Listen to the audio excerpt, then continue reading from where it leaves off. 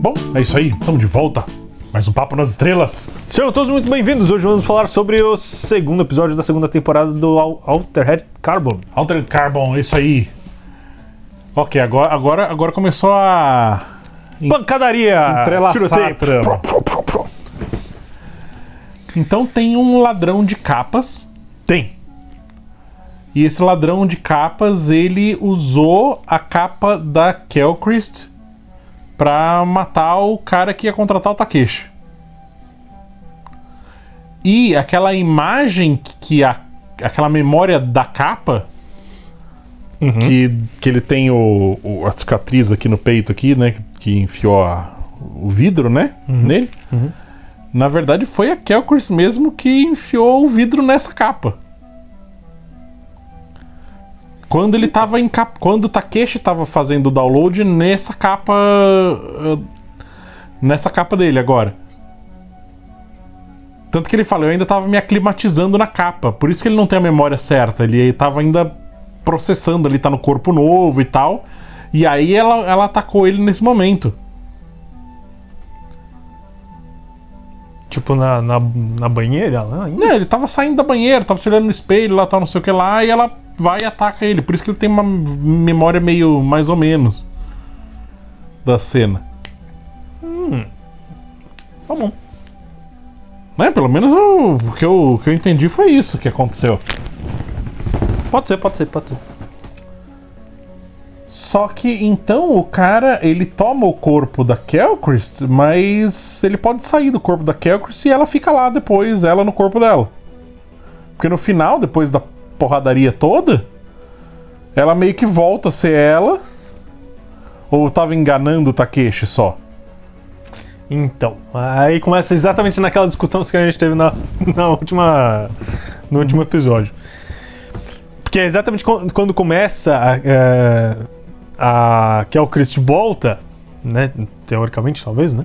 É quando o Takeshi lança a faca e ela pega aqui assim, né? Na lateral. Daí a Kelchrist ela volta, né?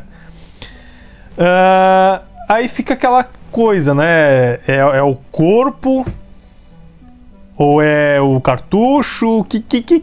Como que tá sendo essa... Não, porque o corpo da Kelchrist não pode nem ser o mesmo, mas... então, exatamente. Porque o corpo explodiu. Tem que ser nesse... Tem que ser um clone do corpo necessariamente dela. tem que ser um clone, exatamente. Mesmo que fosse outra coisa, mas não teria sobrevivido 300 anos. Sim, então ela já reencapou nesse mesmo corpo várias vezes? Ou deixou um corpo congelado lá e ela reencapou agora? Ou ela é uma... Ela é uma Matusalém também? Matusalém. Que aí tem várias cópias do corpo dela, né? Enfim, mas o que eu mais gostei nesse episódio, que eu achei muito bom, foi a história secundária do episódio, não é nem essa história primária que a gente tá falando. É a história do Paul. Porque o Paul é um computador com problemas de memória, né? Ele rebuta do nada, assim, e perde o que ele tava fazendo. Então ele tem que... Eu adoro ele. Ele é muito bom, ele é muito legal. Bom, ele era o segundo personagem mais legal da série. Agora, como o personagem mais legal não está no episódio, não está na série mais, então ele passou a ser o primeiro mais legal. Agora ele é o mais legal mesmo. Eu adoro ele. Então o Takeshi tá brigando lá com ele, porque fala, você tem que rebutar o sistema, você tem que se reiniciar aí, né? Formatar o sistema e instalar o Windows do zero aí, porque esse Windows aí tá zoado. Putz, então seria tipo formatar, não seria reiniciar, porque ele fala reiniciar, né? Então, mas me dá a entender que, tipo, ele corre, nesse momento de reiniciar, ele corre o risco de perder as memórias dele, que meio que são o que fazem dele humano, né? Tanto que ele argumenta, ele fala, eu vou perder esses últimos 30 anos e 40 planetas que a gente passou e todas as nossas histórias, e a Elizabeth, que é a menina que ele ajudou na primeira temporada. Eu vou esquecer dela. Então o que ele tá preservando, o que ele quer é preservar as memórias e não a habilidade dele de ser eficiente. Ele não precisa, sob a perspectiva do Paul, ele não precisa ser eficiente, ele precisa preservar as memórias. Aí cai exatamente naquela discussão que a gente teve, né? Sobre disco rígido e tal, essas coisas, né? Por exemplo, quando você compra um disco rígido, né? Você vem com a garantia. Tava tentando lembrar. Uhum. Garantia. Não importa se tem garantia do disco rígido. O que importa é o que tava lá dentro. Sim, é a informação, é a memória. Exatamente. A memória é o mais importante, né? Ele consegue reinstalar o sistema dele, mas ele vai perder... Não que ele vá oficialmente perder, mas ele corre um risco seríssimo de perder toda a memória que ele tem da vida dele. Sim, sim. Né? Aí vem meu questionamento com relação a isso. Não dá pra Fazer um backup? fazer um backup? Então... É que, assim, obviamente a gente não faz ideia de como seja aquele hardware, né? E nem como é que funciona o sistema operacional dele, nada do Então, tipo. porque na teoria seria, não dá pra pegar todas as pastinhas de memória, tipo a memória do Takeshi. memória da Takeshi, memória da menina, memória Então, do planeta X. E mas a questão pega é a tudo lá e seguinte, coloca num outro. a questão é a seguinte. A memória das pessoas ficam no cartucho. Tá. Se você for no Matusalém, você tem backups na nuvem, você tem backup em outros lugares, você tem backups. Que agora existe esse vírus que era o que a Chris estava criando lá, né, para acabar com os backups, que era tipo, dá o vírus entra em ação e destrói os backups também, né? Tudo bem. Então, a memória das pessoas, a gente sabe fisicamente onde estão. Estão no cartucho. No caso do Matusalém, tá no cartucho e tem um backup lá no servidor X. A gente sabe fisicamente onde é que tem. Se o servidor explodir, morre todo mundo, todas aquelas memórias morrem. Se você toma um tiro na nuca aqui, no cartucho, estoura o cartucho, já era a memória da pessoa. A pessoa realmente morre, que é a morte real. Então a gente sabe aonde fisicamente está guardada a memória. No caso do Paul, a gente não tem essa informação ainda. Aonde está fisicamente a memória do Paul? Onde está o hardware que salva essa memória? Uhum. Porque na primeira temporada ele era um hotel. Uhum. Então você imaginava, ok, em algum lugar do hotel tem um HD ali que tem a memória dele, né? Que tá o Paul, né? Uhum. Depois, no comecinho dessa temporada, ele estava naquele pingente que o Takeshi usa. Uhum. Então, beleza, toda a memória do Paul tá ali. Ok. Depois ele meio que se transfere para esse novo hotel. Então, na teoria, ele tá nesse novo hotel. Nesse novo lugar do hotel. Né? Uhum. Mas será que o sistema dele não é independente das memórias? Tipo, ele não tem uma pasta de usuário, né? Ele é Windows, não é Linux, né? Que o Linux você consegue realmente fazer isso muito fácil. Você vai lá, tira, ó, isso aqui são as minhas informações, reboot o sistema, bota minhas informações de volta, você tem o sistema igualzinho de novo em questão de minutos. Né? O Windows não, se formata, você perde tudo, aí você tem que fazer backup uma coisa por outra e tal, não sei o que, dá uma puta trabalheira. Será que o sistema dele tipo, é base Windows mesmo? Assim, ele não são coisas tão independentes assim que você consiga desmembrar de uma maneira fácil, mas né? mesmo Windows. Dá pra você fazer um backup. Sim, dá, mas talvez para ele não seja tão simples assim fazer o backup. Não é só esse grupinho de pastas aqui. Ou talvez ele não tenha sido um usuário muito organizado, né? Então ele não tem tudo numa pastinha bonitinha, tá tudo espalhado. Tá tudo lá na área de trabalho. Tá na área de trabalho essa merda. Pode ser. Esse conflito do Paul me lembra um conflito que o Doutor tem lá em Star Trek Voyager. Tem um episódio que ele começa a ter mais um problema relativamente parecido, assim, né? Uhum. E o grande conflito é justamente esse. Ele pode... Assim, o conflito, na verdade, ele tá começando a... Porque ele assim, o Doutor em Voyager, ele é um médico holográfico, né? Então tá, ele é um computador. Ele é um sistema que serve para criar diagnósticos. Que é muito parecido com exatamente com ele, só que no primeira temporada que ele era o hotel. Né? Só que aí o que acontece? Holográfico. O Doutor em Voyager, ele começa a ser a se apegar, porque como ele nunca é desligado, ele nunca é reiniciado, então ele começa a criar memórias de todo mundo ali da nave. Então ele começa a se apegar com as pessoas, ele começa a criar sentimentos pelas pessoas. Então ele não está sendo mais tão efetivo nos diagnósticos dele, né? Porque ele começa a, tipo, ter pena das pessoas, tá? Enquanto ele era um médico super frio, assim, tipo, pá, é isso, a resposta é tal, doa quem doer, esse é o diagnóstico, né?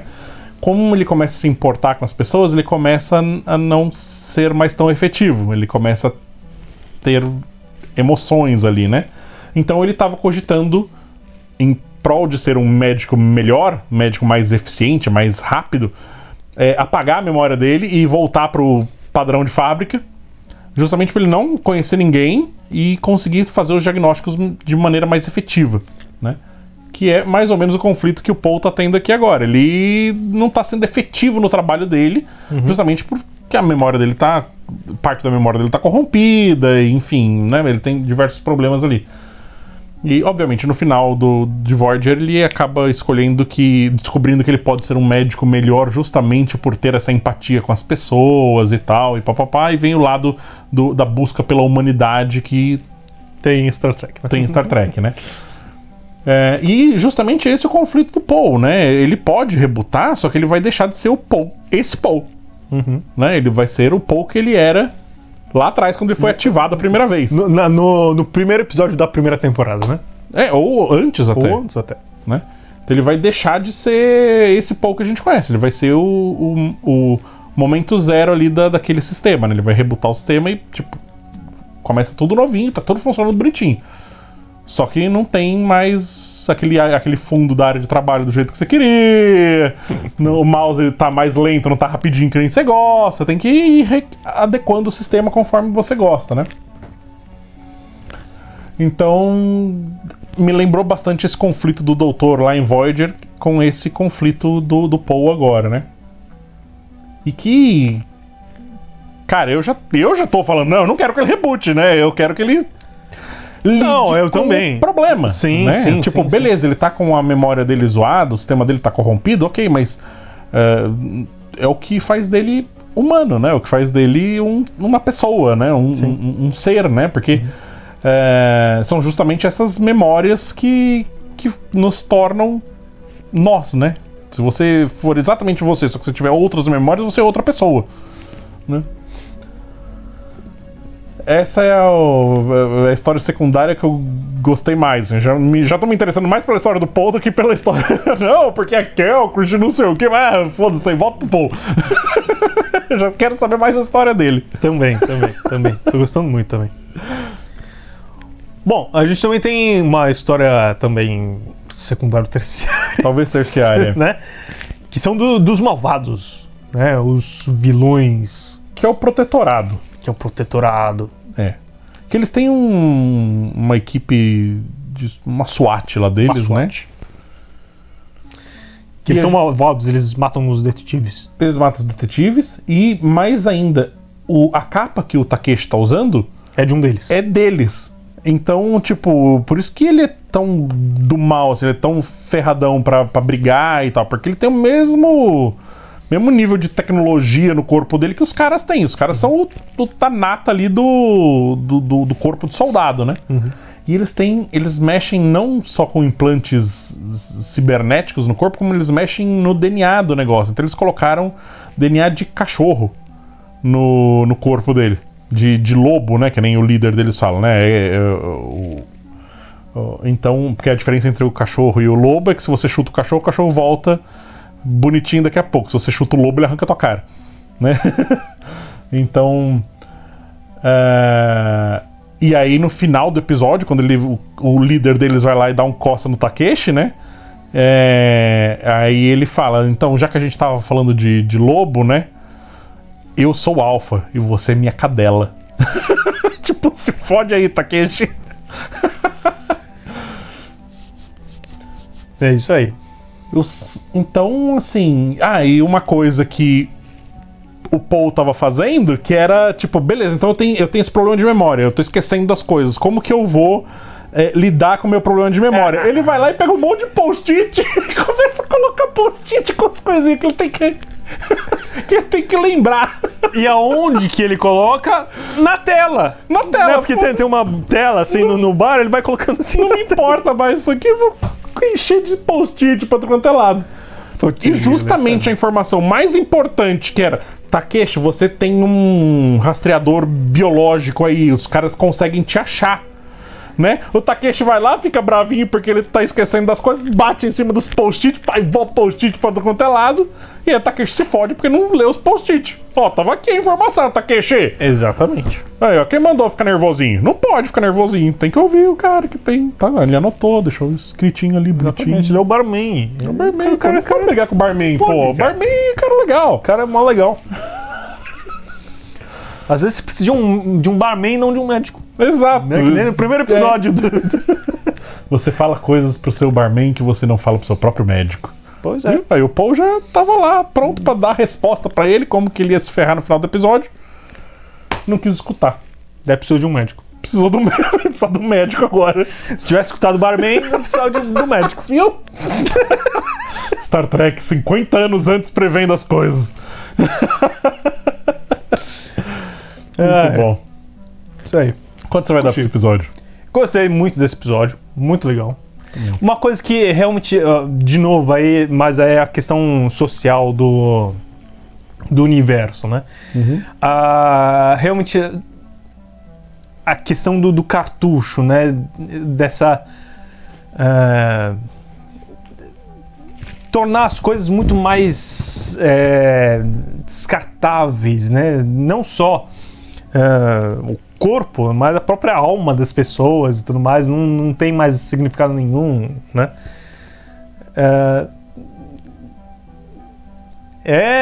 Pega um pouco, né? Porque principalmente nessa... A gente vê lá um lixão de cartuchos. Um lixão de cartucho, e isso é muito... E as pessoas procuram, né? Pagam para as pessoas acharem pessoas lá, né? Tanto que a caçadora de recompensas lá, que foi atrás do Takeshi no primeiro episódio, tava procurando alguém, né? Acho que, não sei se é filho dela, alguma coisa assim, sei lá. E ela bota toda a recompensa que ela conseguiu para procurarem esse cara, né? E tem uma outra coisa, tem um outro cara. O que ele faz? Ele pega os cartuchos das pessoas e ele meio que dissolve o cartucho de uma certa maneira, e ele pega ele fala, a vida das pessoas não importa, as experiências importam, que aí vai de encontro com a história do Paul, né? O que importa é a memória, e não ele em si, né? O sistema dele, né? Mas aí ele meio que destrói aquele cartucho e consegue extrair só as memórias da pessoa. Então você consegue vivenciar esses momentos de emoção. Tanto que os caras estão lá no bar e eles estão vivendo tipo uma cena lá de alguma coisa que é emocionante, sabe? Nossa, você viu como o cara gritou, tal, ele tava com medo, tal, não sei o que, não sentia essa emoção fazia tempo. Então os caras pegam esse novo tipo de cartuchinho diferente, eles colam atrás da nuca assim, e eles transferem aquela experiência pro cartucho pra ele viver aquela experiência. Tem um filme que é um meio cyberpunk também, não vou lembrar o nome, mas tipo, tem uns ladrões de experiência. Então o que os caras fazem? Eu vou colocar o nome do filme aqui embaixo, porque tipo, eu não vou lembrar agora. Mas qual que é a história do filme? Não, eu vou colocar aqui, ó. Bota aqui. Puta, vou ter que animar esse negócio agora. O que eles fazem? Eles vão e as pessoas vestem uma tiara, uma espécie de uma tiara, e as pessoas vão fazer um assalto num lugar. E eles gravam essa experiência e depois eles vendem essas experiências para as pessoas pagarem e tal. Acho que eu conheço. E o mais caro, as experiências mais caras é quando a pessoa morre. Né? O cara foi assaltar um banco, sei lá, não sei o que, morreu no meio do assalto, e aí eles vendem essa experiência de morrer. Né? Eu não lembro que filme que é esse, eu não lembro o nome, mas eu lembro do filme. Eu vou procurar o nome e vou colocar aqui. Eu conheço um outro filme muito interessante também, quando se coloca uma tiara aqui para pegar experiências e tudo mais, né? Um é o Demolidor, com o Sylvester Stallone, né? O Sylvester Stallone. Que ele vai no banheiro com conchas. Vai no banheiro com conchas. E tem uma experiência muito interessante com a Sandra Bullock. Mas não corporalmente, né? E outro filme muito interessante também, que tem esse negócio das tiaras, assim, é tipo Emanuele, né? Emanuele? Tem um que é assim. Ok. Eu não lembro da Tiara, eu lembro da Emanuele, não da Tiara. Mas é isso, muito, muito legal, muito interessante. Então é isso aí. Quanto que a gente vai dar pra esse episódio? Bom, acho que essa é a nossa deixa, né? Foi em cima. Vou dar um 3. 3? 3? Acho que sim. Eu vou dar 3,5. Eu vou manter meu 3,5 do primeiro episódio porque a história do Poe é muito legal. Ah, é mesmo. E o cara é um mega ator, né, meu? O cara... Eu falei, caralho, que ator legal, meu. Na primeira temporada ele não teve tanta oportunidade pra se desenvolver como eu acho muito legal quando ele... Da forma como ele faz download, né? Ele dá uma piscadinha assim, opa, fiz download já. Muito legal. Tá, ok, você me convenceu, você é muito persuasivo. Muito persuasivo. Eu vou dar um 3,5 mesmo. Beleza, 3,5 então pra esse episódio. Então vamos assistir o próximo. Vamos. E a gente já volta. Obrigado por nos aturar para mais um episódio.